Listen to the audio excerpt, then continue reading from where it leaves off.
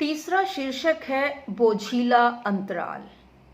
ग्रीष्म वर्षा शरद की आवृत्तियां होती रहीं। स्नेह को उद्दीप्त करने की जगह बीज गहरे मानसिक अलगाव के बोती रहीं। दिवस निशि हेमंत शिशिर वसंत के प्राकृतिक आवर्तनों की छाह में हुए आकर्षण रहित अवरुद्ध कपट कपाट से कभी खुल पाए नहीं स्वागत भरे उन्माद से। एक बोझिली हवा उद्यान से उद्यान में बहती रही, धूल धक्कड़ से कभी हिम से कभी अंगारमय उत्ताप से, 100 तरफ के कंपनों संगुम्फनों से 100 तरह के कंपनों संगुम्फनों से अनमनेपन की शिथिल रूखी कथा कहती रही। जब कभी बादल छटे मन के गगन के, भर उठा आलोक आंखों में अपरिमित, धूम्र दलों की ओट से 100 बार छन के, पर अंधेरा तनफनाए नाग सा पीछे पड़ा था। भागने की जगह भी मिलती नहीं थी, हर तरफ दीवार बनकर कहीं कुछ ऐसा अड़ा था। ओज मन का स्वयं ही निस्तेज होकर सो गया, पितृ ऋण से मुक्ति का विश्वास सारा खो गया। राजकुल चिंतित हुआ फिर सांध्य छाया की तरह, चिंता लगी बढ़ने, कुटिलता सक्रिय हुई, अपवाद की भाषा लगी गढ़ने। हो गए मन क्लांत गोपा और गौतम के, झुक गए सिर स्वयं जैसे भार से तम के। अरुचिकर परिहास भी लगने लगा उनको, निष्कपट विश्वास भी ठगने लगा उनको। विमुखता बढ़ती गई फिर, मंत्र सा पढ़ती गई फिर, राह में जैसे किसी अज्ञात विधि से 10 मरुस्थल पार करके इस किनारे आ गए हैं। रेत के सूखे शिथिल विस्तार में फेनिल मुखों वाले मृगों से हाफते गिरते संभलते, रश्मियों के झिलमिलाते जलाशय को पा गए थे। पर बुझी कब प्यास और विडंबना से हुई दूनी, दीप्ति आंखों की गई मुरझा निगाहें हुई सूनी। विवाहोत्तर किसी दंपति को कभी इतना कठिन अभिशाप, वह भी राजकुल में, झेलना ऐसे पड़ा होगा। व्यथा इनसे अधिक किसकी गहन होगी, दुख इनसे अधिक फिर किसका बड़ा होगा। नृत्य गायन वाद्य सबके स्वर अवांछित थे, चित्र रचना रुद्ध सारे रंग लांछित थे। मूर्तियों में शेष सम्मोहन नहीं कुछ भी रहा था। तब निरर्थक हो गया उसके लिए नवशिल्पियों की छेनियों ने जो कहा था। राजप्रासादों भरा वातावरण बन नहीं पाया हृदय का आवरण। एक करुणा की नई उर प्रांत में अंतः सलिल बहने लगी, सूखते विश्वास की निस्वन कथा वीचियों के घात प्रत्याघात से कहने लगी।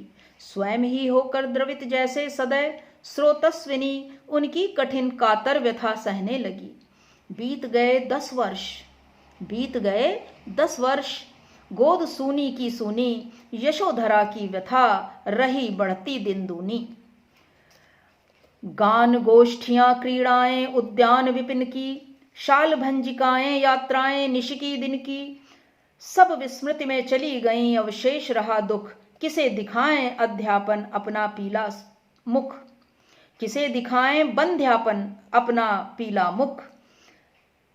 यक्ष वृक्ष हारीति अंबिका, नवग्रह पूजन नाग पितर गंधर्व तृप्ति, मुख सूर्याराधन व्यर्थ गए अनगिन उपाय। सब मान मनौती पूजा अर्चा, टोने टोटके मंत्र तंत्र बल, असफल औषधियों की चर्चा।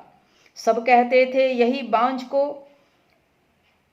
जब अब तक कुछ नहीं हुआ तो अब क्या होगा। लगता था उनको जैसे इस नौ दंपति ने पाप किया, सारा सुख भोगा। सोच रही थी यशोधरा मेरा जीवन तो व्यर्थ हो गया। यौवन निष्फल, अपमानित नारित्व, आत्मविश्वास खो गया। परिणत होते ही जाने कितनी कन्याएं सुख सुहाग से बन जाती सत्वर माताएं।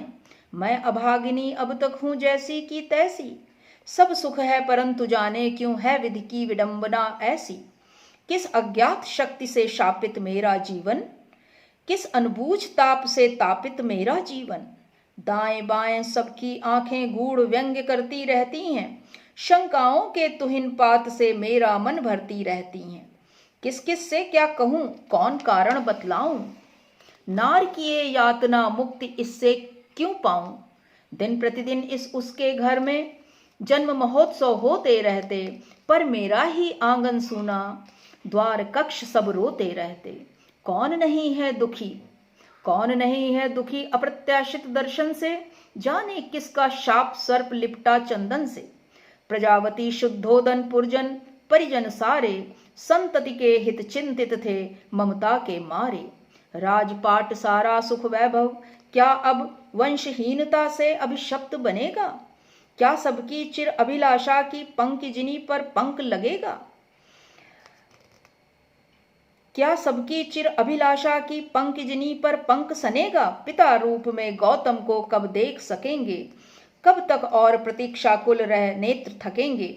आंगन में क्रीड़ा करता शिशु कभी दिखेगा। भाग्य पटल पर अब विधिका कुछ और लिखेगा। यशोधरा का मातृ पक्ष भी उधर दुखी था। दीपक बिना निशीत भवन में कौन सुखी था।